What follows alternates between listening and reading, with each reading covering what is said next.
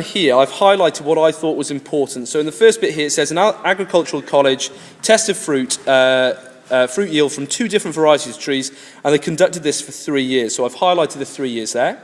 It says tree A produced 225 kilograms of fruit in the first year, but it was reducing by 1/3 of each of the previous years.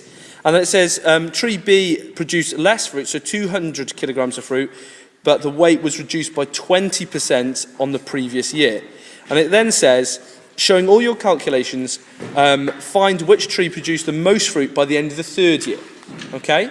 So I've worked on tree A here, and I started out by giving year 1, they've told me it was 225 kilograms. So to find a third, what I've done is 1/3 times by 225 kilograms, but as Will tell you, there's another way of finding a third, which is divided by 3. Absolutely fine, okay, same thing.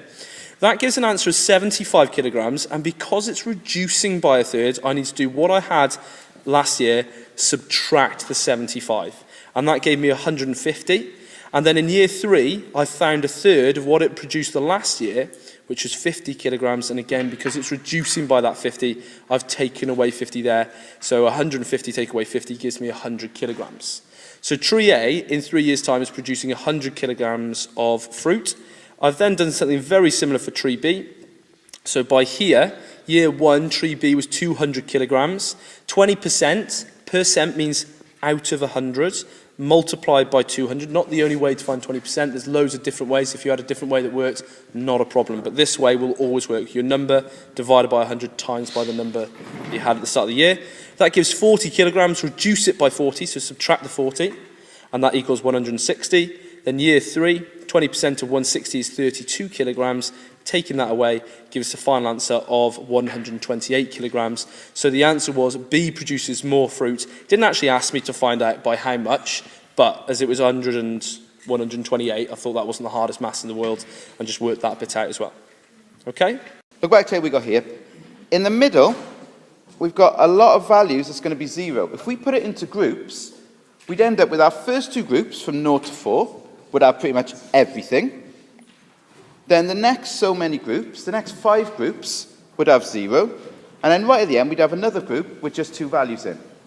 So using group data, 1 is not accurate. If you've got the values, it's not accurate.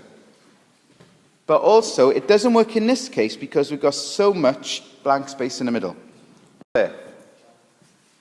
So 25 lots of 1, so 25.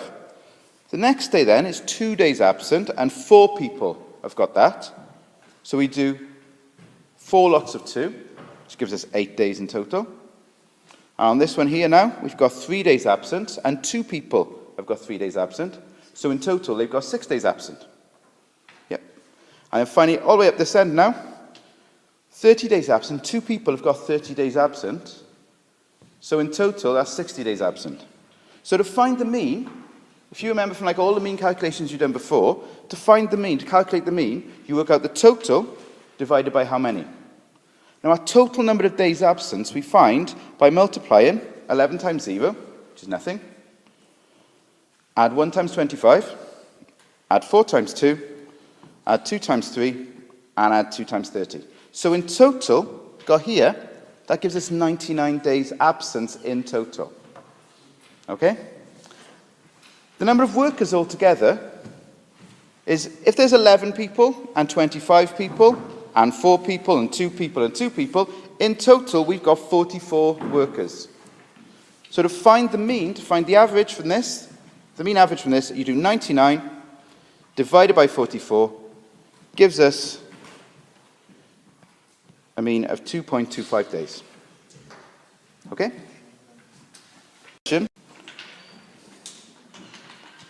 We've got, why do you think this mean is a poor indicator for the average number of days absence for the workers? Mean is really good when everything is quite close together. If you've got very large outliers, very large extreme values, like we have here, then mean doesn't work very well. So mean doesn't work in this case when you've got the extreme value of 30 skews all of what the mean would be. It's making the mean higher than it should be because of those 2 workers who've got that extra day there. Okay? So what we've got here is there are most values in the first group. It's not as accurate, and a lot of the groups in the middle with 0. Okay? And that's enough. back at the table we've just had. Okay then, so the important thing you do with this, before you start having a go at it, actually read the question and make sure you're doing the right things, okay? It says, an oil ship is is sailing in the North Sea.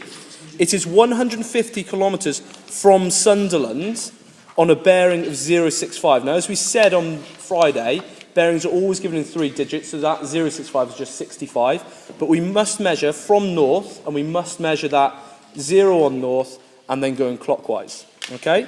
It says plot its position on the diagram below and give its bearing from Aberdeen.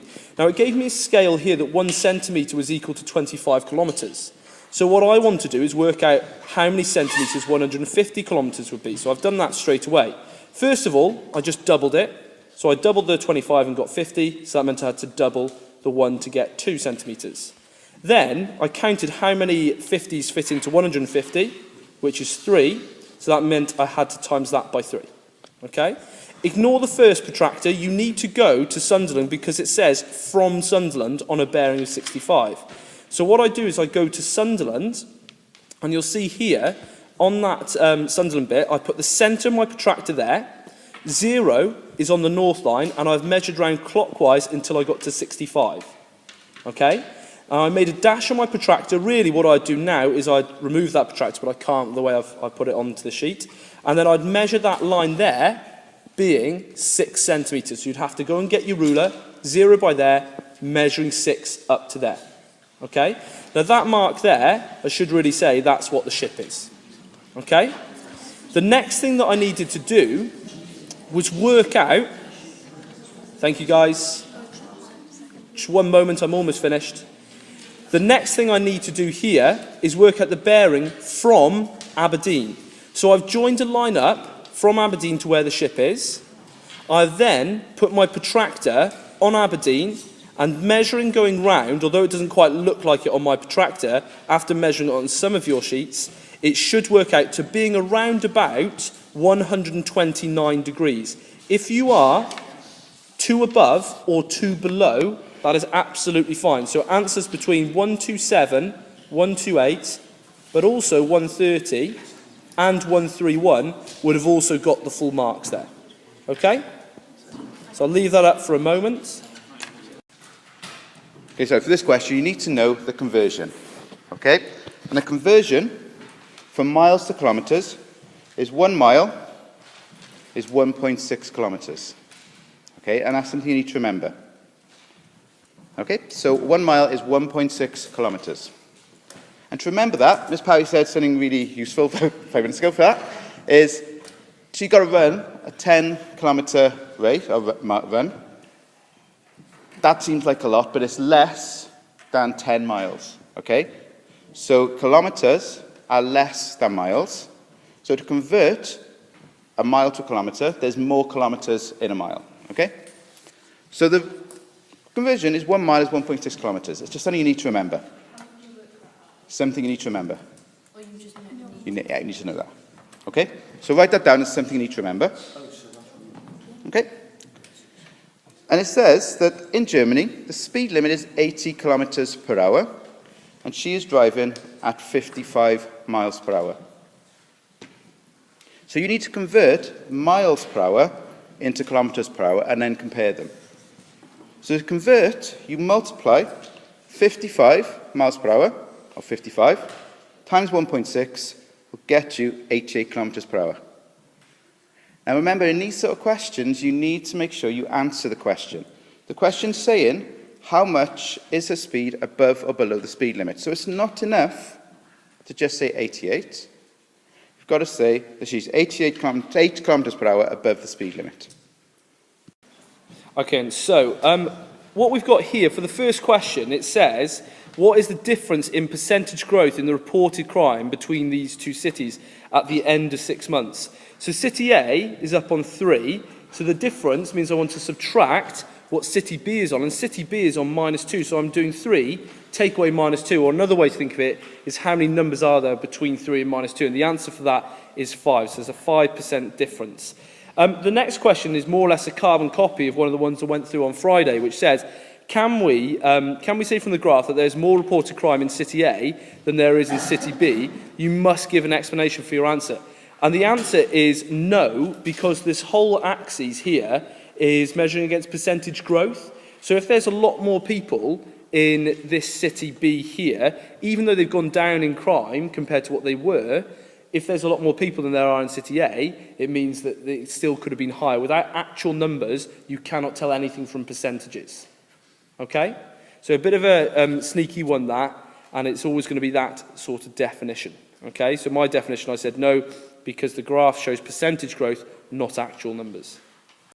Okay, so we're just trying to prove that this headline, huge and steady increases in burglary over the last 10 years.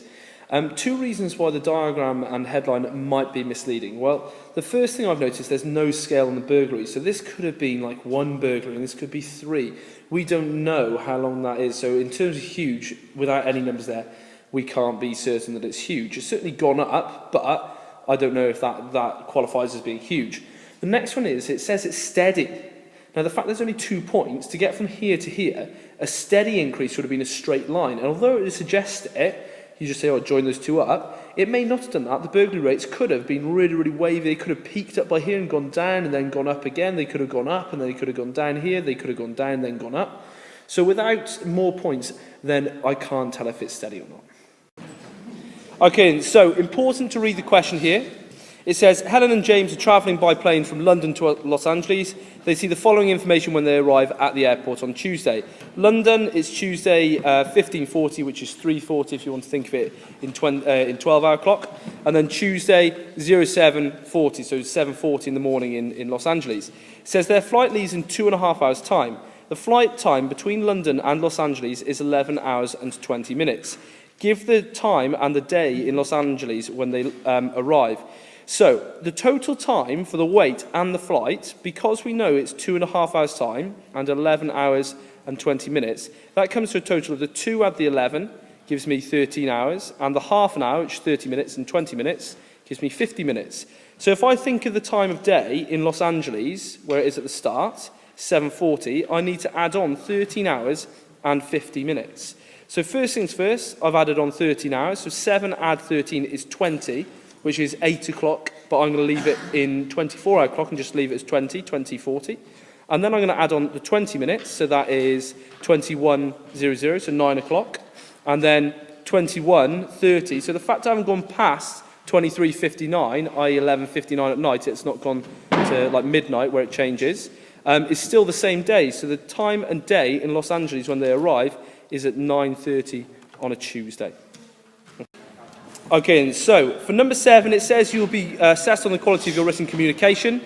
Worry about that after that. It's going to be worth 2 of your total marks in the question. So that's 2 out of 7, 5 are for the maths. So let's make sure the maths is really, really good to begin with. So it says a person's tax is worked out as follows. Taxable income equals gross income minus pension contribution minus other allowances. So what I've tried to do there is colour code my highlighter with which is which by here. So then, when I started working out what my taxable income is, I've done my gross income, so 57,500, take away my pension contribution, which was 5,175, take away my other allowances, which was 7,475. That will get me a mark for doing that, and then I've given my answer here. Now, really, with a QWC question, what I should be doing is putting a pound sign wherever I'm talking about money, because that is one of the things they're looking for in your QWC answer. So can you make sure wherever you've got a final answer, it's got a pound sign? Okay, so if I haven't got them in other places, I'll make sure I add them in after. Okay, so the next bit I do is I need to work out by here. It says Raphael pays tax on 20% of the first 35,000 and 40% on the rest of his taxable income. So what I've done here is I've written his entire income like a block like that. Now I know 20% is at £35,000. So does anyone think they might know how I worked out this 9,850? Yeah? Not sure? Good, well done, Will. 44,850 take away what I've already paid tax on. Okay, so that take away that will give me this answer here. Okay? I like doing it in a block there because I know those two numbers have got to add up to that number there. You don't have to do that, but that's how I get it clear in my own head. So I'm paying 20% tax on that money, and then 40% on everything above that. So then I've written by here, 20%, 20 out of 100, times by 35,000. Can you see this time I remember my pound sign? In your final answers of anything, it's important you've got those pound signs when it is QWC with just one eye on that. And then here, I've done 40 out of 100, times by 9,850, which is 3,940. So my total tax would be the sum, would be adding those two numbers together to get 10,940. Okay? Now, in terms of that, do you think I get the full 2 marks on QWC? Good. I need to say where this has come from. I need to just reference that that was the pension contributions. I need to reference that that is his other allowances. And it doesn't take a lot of work to do that. After, once I've written my solution, I can just say here, put an arrow and just say pension contributions. Okay? Here, I can just point to that and just say other allowances. What I was doing for a time, I was saying to people, oh, you need to then write this up in a big essay. It's a waste of time. You don't. They're quite happy for you to just go and write down little arrows explaining what you did and how you got it. Okay? Other bits here. So I could say here, this was the total tax, or total taxable allowance.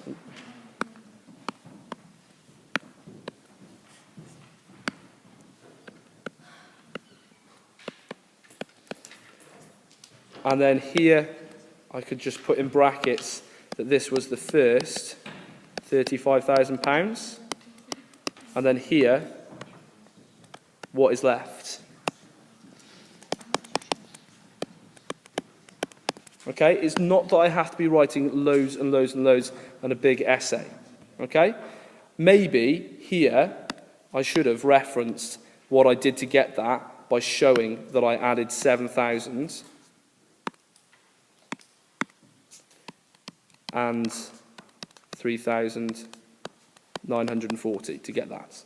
Okay, so don't just have anything pop up out of nowhere. Show where those numbers came from. Okay? What I did was I measured, because it told me these were in scale, I measured this line here and found it was 10 centimetres. So I know that 1 metre is equivalent to 10 centimetres using this scale here. When I measured this line, it was slightly smaller. I found out that 1 yard was equal to 9 centimetres.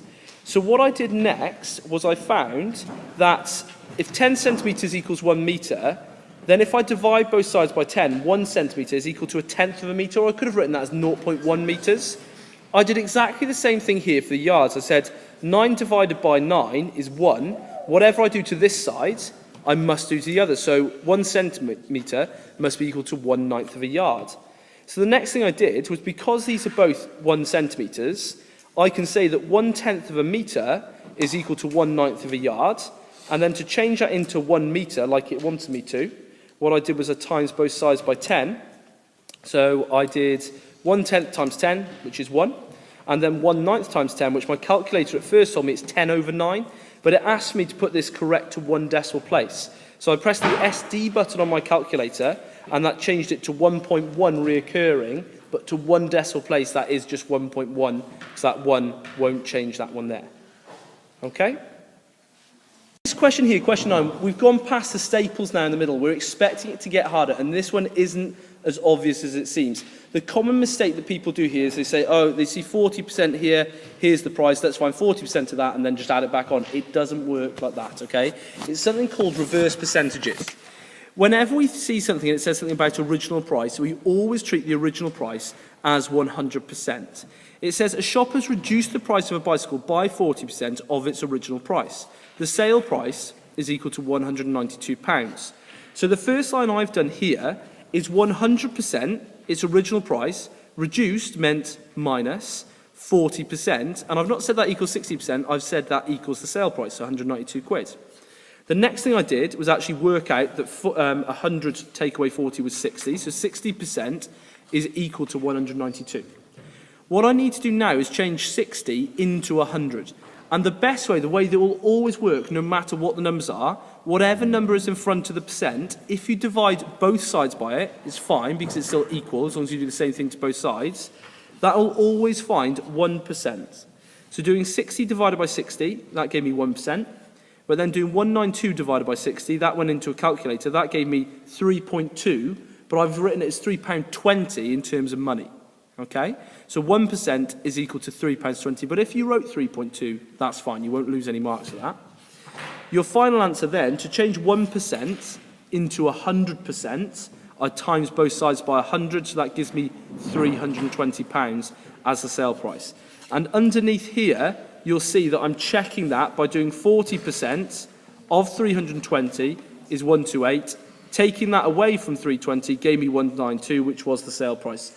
You don't have to do any of this work in blue, but if you just want to set your mind at ease and think, have I done the right thing here, you can do. Okay? But it's something that I do maybe if I've already finished the exam, I'll look at the clock, I've still got 20 minutes to go, which I'm hoping is not the case, but if it does, just check your work's right. Okay? Okay, the reason this question is a little bit more difficult looking is because there's so many big numbers in it, okay? The maths behind it is quite straightforward. What makes it a little bit higher, a little more confusing looking for you is the fact there's bigger numbers in it. First of all, before we start, though, you've got to realise one thing. Here, you're going to print the board, this values here are in pence, so these two values are both in pence, okay? This value here is in pounds. So the first thing you need to do, just to make sure that you're not getting yourself mixed up, is make them all the same units, okay? So put them all the same units. And when you're doing this, always pick the smaller unit. So if you've got pounds and pence, go for pence. Pence is the smaller unit. Make everything in the smaller unit. So we'll convert the pounds into pence, just by multiplying by 100. Okay, then what we do is we substitute these values that we're given here into this equation. So we're given IR, FR, and D. So what I would do now is put all of these values here into your calculator as they are. Don't worry about the take away a quarter AB. We can't do anything with that yet because we've got it there. But don't try and rearrange it yet. Just leave it like this. Multiply everything here together, making sure you use the brackets on your calculator screen. Write it in as you see it. And what you get coming out is this answer here. So now what we can do is write down the 17,416 equals 18,186.08 minus a quarter AB. Now a lot of people don't like the idea of having a takeaway and they're not sure what to do with it. So what I tend to do is here, I would move that over to the other side. So minus a quarter AB goes over the other side and becomes plus a quarter AB. Now it's over here, we now want to leave that AB on its own if we can. So we're going to move the 17,416 over to the other side. And we do that by subtracting, goes over the equal sign, becomes the opposite. So it becomes minus, take away 17,416. So now we're left with a quarter AB equals this number, take away that. All right? And it actually seems to... So this question here says that a company had to send representatives to the Far East. They exchanged money into Hong Kong dollars, but then the conference was cancelled and they had to change their money back. When they went to change their money back, the exchange rate had changed. So originally when they changed from their pounds, a pound was equal to $11.60, but then when they changed back, $12.20, so more dollars was needed to get it back to a pound. So what I did was I guessed the sum of money that they might have changed over. So I guessed a very generic number, 100 quid. You don't have to do that, you can do it other ways, but for me I felt that way would work quite well. So what I did here was I wrote my exchange rates, and I'd recommend you do the same thing. £1 is equal to $11.60. If I'm changing from pounds to dollars, then I'm timesing by 11.60.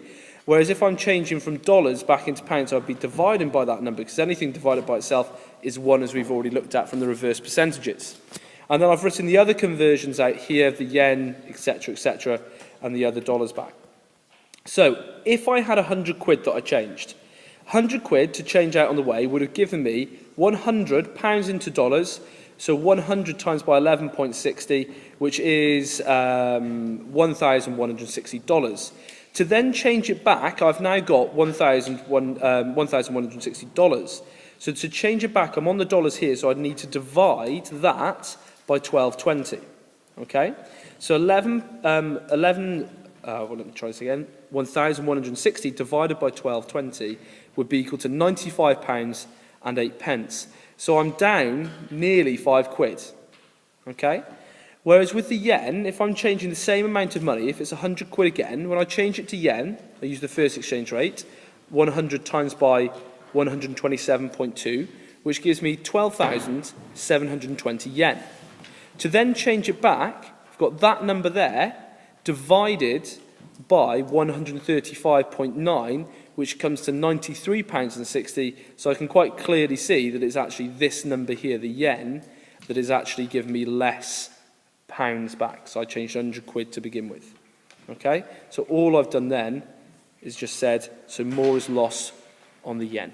And remember, you got to answer the question as well, okay? Okay?